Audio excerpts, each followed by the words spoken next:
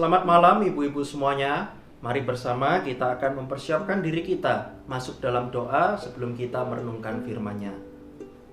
Bapa yang di surga, kami berdoa kepadamu meminta pertolongan supaya Roh Kudus-Mu bekerja di dalam diri kami untuk kami dapat merenungkan firman-Mu, dan tolonglah kami juga untuk kami mampu melakukannya dalam kehidupan kami. Tolonglah ya Tuhan, kiranya firman-Mu yang berkuasa ini menolong setiap kami untuk kami dapat terus beriman kepadamu. Kami tetap percaya bersandar hanya kepada Tuhan saja. Dalam nama Tuhan Yesus kami berdoa. Amin.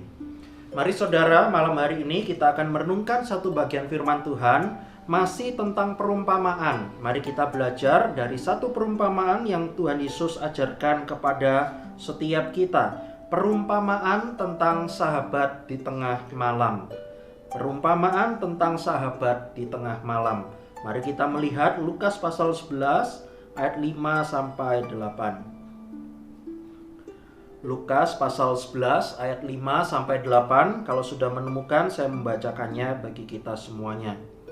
Lalu katanya kepada mereka, jika seorang di antara kamu pada tengah malam pergi ke rumah seorang sahabatnya dan berkata kepadanya, "Saudara, pinjamkanlah kepadaku 3 roti, sebab seorang sahabatku yang sedang berada dalam perjalanan singgah ke rumahku dan aku tidak mempunyai apa-apa untuk dihidangkan kepadanya."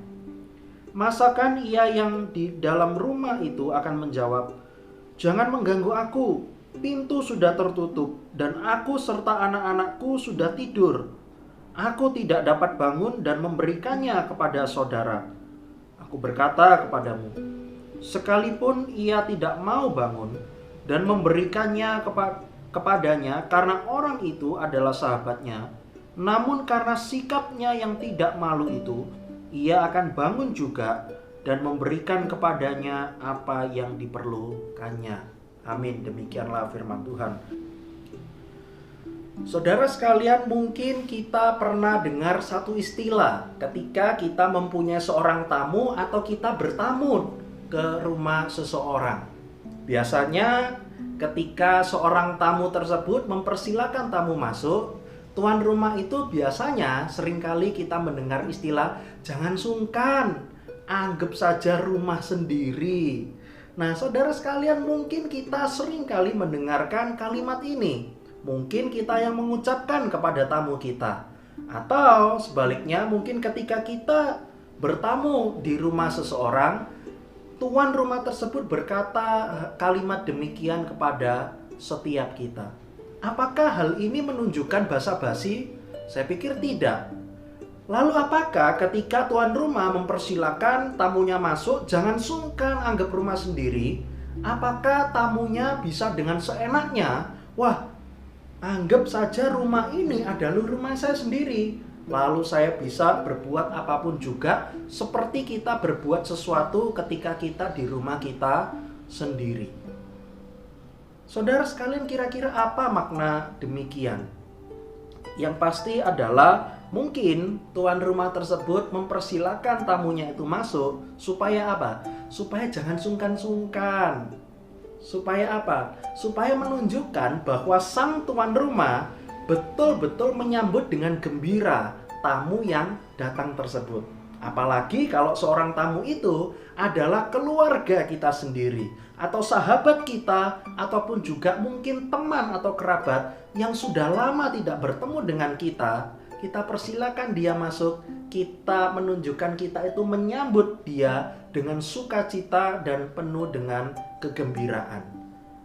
Itu kalau kita mendapatkan seorang tamu di jam atau waktu yang tepat. Artinya apa? Waktu yang normal.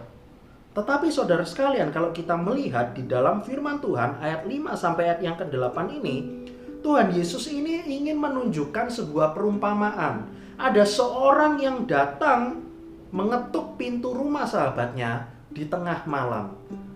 Apakah ketika kita menerima seseorang, entah itu sahabat atau keluarga kita, waktunya ada di tengah malam, ketika anak dan juga kita sendiri sudah tertidur lelap? Apakah kita masih bisa mengatakan jangan sungkan, ayo masuk, anggap rumah sendiri? Saya yakin kok tidak. Nah, saudara sekalian, mungkin kita agak kebingungan apa yang dimaksudkan dan juga ingin diajarkan oleh Tuhan Yesus kepada murid-muridnya pada saat itu ketika memberikan sebuah perumpamaan seperti ini.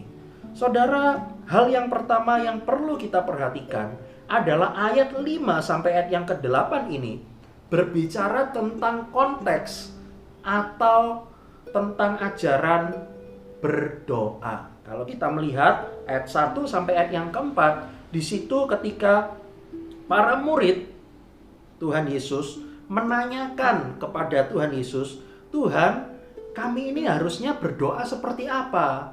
Kami ajarono opo?" Maka Tuhan Yesus dari ayat 2 sampai ayat yang keempat, Tuhan Yesus mengajarkan doa Bapa kami. Kalau ini adalah versi singkatnya. Dan dipercaya oleh para ahli-ahli teologi, doa Bapa kami di Injil Lukas ini dipercaya lebih asli teksnya daripada yang dicatat di dalam Matius pasal yang ke-6. Nah, hari ini kita tidak akan melihat perbandingan teks dan sebagainya, tetapi kita tahu konteksnya yaitu tentang berdoa. Setelah Tuhan Yesus mengajarkan doa Bapa kami kepada murid-muridnya, lalu Tuhan Yesus ini melanjutkan dengan sebuah perumpamaan. Ceritanya begini, coba kita melihat ayat yang ke-5. Lalu kata Yesus kepada murid-muridnya, "Jika seorang di antara kamu pada tengah malam," perhatikan ya, tengah malam, "pergi ke rumah seorang sahabatnya dan berkata kepadanya, 'Saudara, pinjamkanlah kepadaku 3 roti.'" Ada seorang sahabat pergi ke rumah seorang sahabatnya. Dia ketuk pintunya. Lalu dia bilang apa? "Saudara, pinjamkanlah aku 3 roti." Saudara, mungkin kalau kita mendapatkan tamu seperti ini, waktu kedatangannya aja tidak tepat, waktu tengah malam. Mungkin kita dengan gusar membuka pintu tersebut. Kita melihat siapa sih yang ngetuk malam-malam begini? Wong sudah tidur ada yang ngetuk. Mungkin kita buka, kalau orang tersebut ngasih sesuatu atau makanan, mungkin gusar kita berubah dengan jadi sukacita. Tetapi di sini kita melihat, ternyata ketika sudah dibuka, sahabatnya ternyata tujuan dia mengetuk pintu adalah pinjam 3 roti. Lalu juga alasannya begini, kenapa dia pinjam 3 roti? "Sebab seorang sahabatku yang sedang berada dalam perjalanan singgah ke rumahku dan aku tidak mempunyai apa-apa untuk dihidangkan kepadanya." Saudara, saya yakin kalau kita melihat pada zaman ini, hal tersebut sudah membuat kita jengkel dan gusar. Apalagi zaman dulu. Nah, saudara, mungkin sejenak kita perlu mengetahui apa yang terjadi pada zaman tersebut. Mengapa Yesus memberikan perumpamaan ini? Saudara, biasanya waktu dulu ketika orang ingin melakukan perjalanan dari satu kota ke kota yang lain, biasanya mereka itu akan melakukannya di waktu malam. Karena apa? Cuaca pada siang hari sangat panas dan tidak memungkinkan untuk mereka bisa berjalan dengan jarak yang jauh. Ada kalanya mereka ketika matahari hampir terbenam, mereka akan melakukan perjalanan. Dan ketika hendak merencanakan perjalanan, biasanya mereka itu agak terlambat untuk dapat masuk di dalam sebuah kota atau sebuah perkampungan. Karena apa? Tidak bisa diprediksi pada zaman itu lancar atau tidak perjalanannya. Nah, ketika sudah malam hari tiba, maka ketika mereka terus melanjutkan perjalanan, sebenarnya itu sangat membahayakan bagi diri mereka. Karena apa? Coba kita melihat, dia ini orang yang melakukan perjalanan, yang singgah di rumah sahabat ini, cuma seorang diri. Bayangkan saudara, sendirian di tengah malam, dia harus melanjutkan ke sebuah tempat. Tentu sangat bahaya sekali. Pertama, bahaya soal cuaca. Kedua, bahaya soal perampok mungkin kalau dia menemui perampok di pinggir jalan. Lalu yang ketiga, mungkin pada saat itu ketika mereka harus melewati sebuah jalan, mungkin saja mereka menerima bahaya-bahaya dari hewan liar ataupun juga hal-hal yang lainnya. Mau tidak mau, dia harus singgah ke sebuah rumah, dan pada saat itu dia pergi ke sebuah rumah sahabatnya. Nah, celakanya ketika dia sudah sampai ke rumah tersebut, dia kehabisan roti. Dia bingung. Pada saat itu, hal yang baik untuk menerima orang, yaitu mereka harus menerima orang yang menumpang di dalam rumahnya. Karena itu mau tidak mau, dia harus pergi ke rumah tetangganya atau sahabatnya yang lain. Dia harus meminjam roti supaya dapat dihidangkan kepada temannya yang melakukan perjalanan. Nah, saudara sekalian, kalau kita melihat di sini ternyata di dalam ayat yang ke-7, di situ dikatakan begini, masakan ia yang di dalam rumah itu akan menjawab, jangan mengganggu aku, pintu sudah tertutup dan aku serta anak-anakku sudah tidur. Aku tidak dapat bangun dan memberikannya kepada saudara. Nah, pada saat itu ternyata sebuah rumah itu biasanya ruangannya itu ada di tengah, itu adalah ruangan besar. Kalau ada seseorang memasak roti di tengah malam, mau tidak mau suaranya pasti akan membangunkan anggota keluarganya yang lain.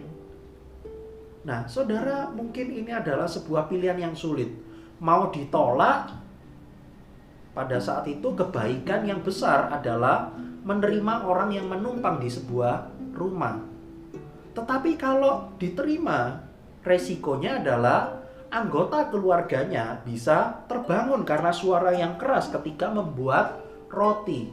Nah, saudara, yang ternyata yang dilakukan adalah sahabat ini memberikan rotinya, mengabulkan permintaan dari tetangganya tersebut. Saudara sekalian, Tuhan Yesus hendak mengajarkan setiap kita, khususnya kalau kita melihat di dalam ayat yang ke-8. Kalau seorang teman saja mau mengabulkan permintaan dari sahabatnya ini untuk membuat roti, meskipun dengan resiko membangunkan anaknya, apalagi yang dilakukan oleh Tuhan ketika umatnya meminta kepadanya. Di dalam ayat yang ke-8 ini kita bisa melihat pengajaran Tuhan Yesus yang begitu penting untuk kita bisa lakukan dan tetap kita percayai. Apa itu? Kalau saja seorang sahabat mengabulkan permintaan yang sebenarnya cukup sulit untuk dilakukan, tetapi sahabat tersebut mau untuk melakukan kepada sahabatnya yang lain, apalagi kepada setiap kita. Di sana dikatakan di dalam doa Bapa kami ayat yang kedua, di situ dikatakan apa? Bapa. Kalau lebih jelas di dalam Matius pasal yang ke-6, pendahuluan doa Bapa kami apa? Bapa kami yang di sorga. Jadi relasi antara kita dengan Tuhan itu lebih erat daripada sahabat dengan sahabatnya yang lain. Seperti yang Yesus ajarkan melalui perumpamaan ini. Relasi kita lebih erat daripada seorang sahabat. Kita ini anak, Tuhan itu Bapa. Karena itu Tuhan Yesus hendak mengajarkan setiap kita untuk kita minta dengan persistence. Jadi ajaran ini sama dengan Lukas pasal yang ke-18 yang beberapa bulan yang lalu saya sudah khotbahkan. Seorang janda yang hendak meminta sesuatu untuk kasusnya itu dibela oleh hakim yang tidak benar. Nah, saudara, pada saat itulah kita melihat bahwa hakim yang jahat sekalipun mengabulkan permintaan yang disampaikan oleh janda tersebut, apalagi yang dilakukan Tuhan. Demikian pun juga pengajaran yang kita melihat dari ayat 5 sampai ayat yang ke-8 ini. Yesus hendak memberikan sebuah ajaran. Kalau saja seorang sahabat mau mengabulkan permintaan, apalagi kita sebagai anak Tuhan, Tuhan sebagai Bapa kita, maka kita dengan yakin bisa berkata Tuhan pasti memberikan jawaban dan juga pertolongan bagi setiap kita. Saudara, firman Tuhan ini menolong setiap kita untuk kita tetap beriman kepada Tuhan. Ada kalanya mungkin ketika kita menaikkan doa atau permohonan pribadi kita kepada Tuhan, ada kalanya kita ini capek setengah mati. Tidak ada jawaban yang diberikan Tuhan kepada setiap kita. Kita menaikkan doa dan permohonan, kita mendapati juga bahwa keadaan kita ternyata sama-sama saja. Kayaknya Tuhan itu diem, kayaknya Tuhan tidak peduli dengan apa yang kita alami. Tetapi ingatlah, firman Tuhan hari ini menolong setiap kita bahwa kita adalah anak, Tuhan adalah Bapa. Lalu juga mungkin ketika kita bandingkan nanti di rumah baca ayat 9 sampai ayat yang ke-13, di situ dikatakan bahwa kalau kamu yang jahat saja tahu, Bapa yang jahat saja tahu memberikan pemberian yang baik kepada anak-anaknya, apalagi Bapa kita yang di sorga. Pastilah Dia akan menyediakan yang lebih baik dari apa yang Bapa dunia ini berikan kepada setiap kita. Kiranya firman Tuhan ini menolong setiap kita untuk tetap percaya, beriman kepada Tuhan. Amin.